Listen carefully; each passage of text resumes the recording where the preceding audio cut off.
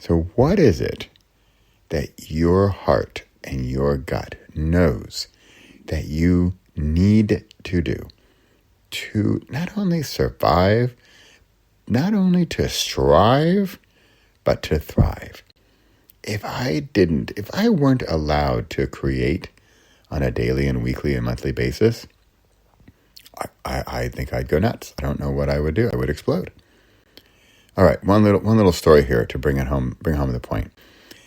As many of you know, I did a 10-day silent meditation retreat by Vipassana.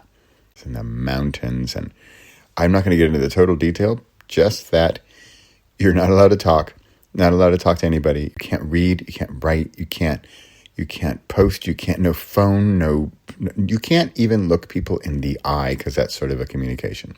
No communication whatsoever for 10 days. On day 7, I remember this like it was yesterday, unfortunately, I broke down, and I thought for the first time in my life, I think I know what it's like to go crazy.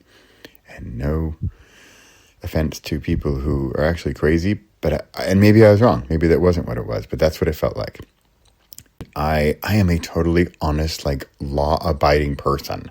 I follow rules, and I obey the law.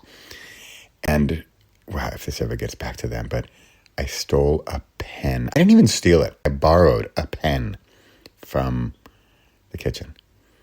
And I went into the bathroom and I locked the door. And the only thing I could write on was toilet paper. So I found I used a roll of toilet paper, and I wrote. And I had an exhaust pipe. I had an outlet. And I opened the valve of this creation that I needed, clearly. And I felt better. And I survived the last 3 days. And I was much better for it. But I learned a lesson there that I am a creator. The disclaimer that we are all creators.